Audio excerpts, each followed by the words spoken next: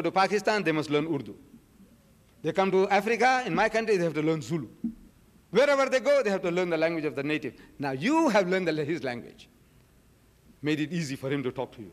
Linguistically, he's got one on you now, which he hasn't got in the rest of the world, third world. He's got no opportunity. He must learn the language of the native. Previously, if they converted a man, he was a sore thumb, wherever. You see, because in a village, one has become a murtad, an apostate, and everybody says, you know, I won't use the words, well, how you feel. A traitor, a blasphemer, you know. Look at this, that guy there, you know, Deedat. You know, what has happened to him? He's gone mad. Right? But now, he says he can be absorbed in the majority. 240 million Americans to get 201 more, easy. 2 more, 1,000 more, all can be absorbed. There, you can't be absorbed. You are a sore thumb in your community, wherever you are. Another advantage. Number 5, he said, the governments are not happy that you're creating a 5th column in their midst. They're not happy. Like Pakistan, you think they're happy? That in Sialkot, there are more than 100,000 Christians. In Sialkot, is on the border with India. A potential 5th column of over 100,000. Are they happy? They're not happy, but they can do nothing about it. You see, they're not happy.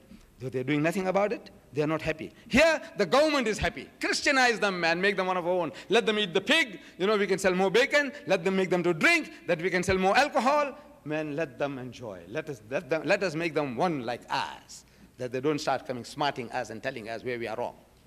Every time the Muslim takes up exceptions, say, look, this is not right. Your sodomites are not right. Your drunkenness is not right. Your lesbianism is not right. He says, what is all this? These guys are always interfering in our private affairs. He said, look, let us make them like ourselves. 5 advantages they have against us, against you.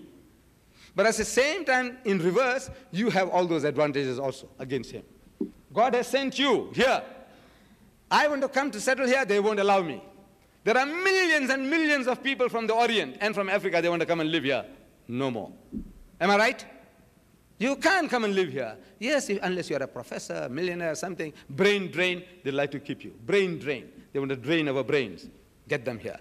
But the millions who want to come here, no hope. No hope for them. But you are here. Here is Allah giving you an opportunity to go and deliver the message. To go and do the job. I don't know what excuse you are here for studies, maybe, for livelihood, maybe, but this is a God-said opportunity for you. You can also work from a home base. You can also speak in his language. You see, all the advantages he's claiming against you, you also have against him. Not to that extent, but you have. I says, go to town, my brothers and sisters, go to town, go and deliver the message of Islam. And Allah is promising you, and he's given you a deen that is to master, overcome, and supersede them all, bulldoze them all. Kulli. This is the destiny of his deen. It's your privilege to go and fulfill his promise. Wa'adallahu haq, and the promise of Allah is true. Yes, the next question. Assalamu alaikum. This is not my original question. This is a question from the audience in the back, probably a female, okay?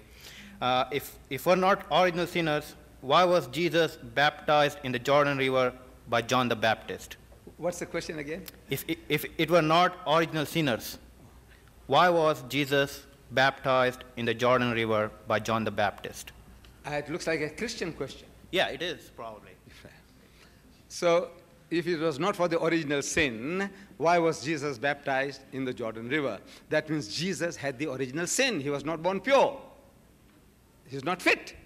He is not fit to be a sacrifice, if that is the case. You see now, therefore it's an advantage. The brother is a Muslim, he's posing a Christian question, but if the Christian posed the question, then I said, look, you say, for the original sin, the person, he or she says yes. So I said, Jesus had the original sin.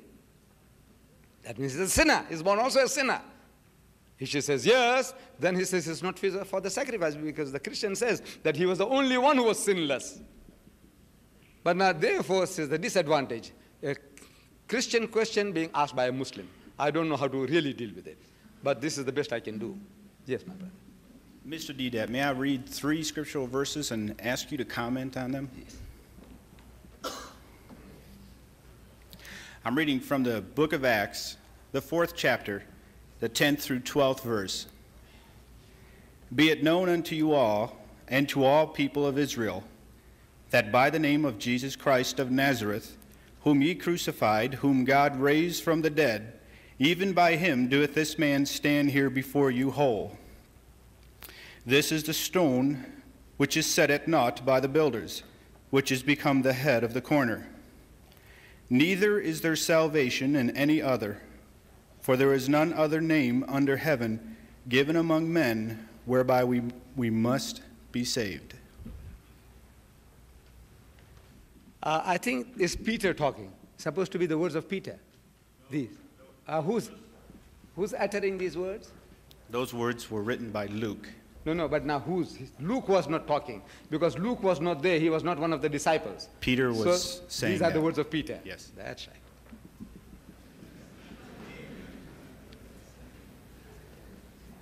You see, it's the same Peter at the beginning of Acts. At the beginning of Acts, you see, he says, ye men of Israel, hear these words. Jesus of Nazareth, a man approved of God among you by miracles and wonders and signs, which God did by him in the midst of you, which you yourself also know. Whatever he did, he says, he didn't do it. It was God working through him. He was a man. He says, a man. Peter was the greatest authority as left by Jesus. You remember among the 12, he tells Peter, he says, Peter, feed my sheep. Peter, feed my flock. In other words, look after them. Look after them. Say, on this rock, Peter, thou art Cephas, and on this rock I'll build my church. On you, on the strength of what you are talking now, the way you are thinking now, I'll build my church. Peter. So the same Peter is telling you here in the book of Acts at the beginning, he says that he is a man approved of God by miracles and wonders and signs, which God did, he didn't do it. So he is the way, no other. He said, look, the only information Peter had was this man Jesus. And he's right. He said, look, if they want another way, he was the one who's fulfilling the laws of Moses. He's come to bring them back to the path. They had strayed away from the path. They had gone for the letter of the law. They had forgotten the spirit, the Jews. So Jesus Christ is trying to bring them back. He's trying to elevate them. They're going for the letter of the law, forgetting the spirit. And I can give you dozens of examples. Everything he said was trying to elevate the Jews. So if you want the will and plan of God, here is the man. He is the way. But now your understanding is wrong. He is the man. Follow him. What he did, you do. But you don't do that, the Christian world doesn't do that. You see, they are now listening to Paul. He said the law is nailed to the cross. Who said that? Jesus? No. Jesus. He said now you're living under grace. You're not bound by the law anymore. Brother Swaggart says, he said, if this, you have already purchased salvation just by believing. And if you want to add more to that, it's not accepted. It's ingratitude on your part. You say, now, look, I must fast, I must pray, I must restrain, I must restrict my life. You say, no, that is not salvation. You are showing ingratitude. The man paid the price for everything. Your rape, your murder, your incest, everything he's paid the price. You just got to accept the penalty that is paid for. Where did you get it? Where did you get that? Jesus says, he is not of me who does not take his cross and follow me. He says, verily, verily, except you are better than the Jew, no heaven for you. That's what he says, your master. He says the disciple is not greater than the master. He says, my Father is greater than I. My Father is greater than all. He said, the words you hear are not mine, but the Father that sent me. He had given me a commandment, what I should say and what I should speak. Even as the Father has said unto me, so I speak.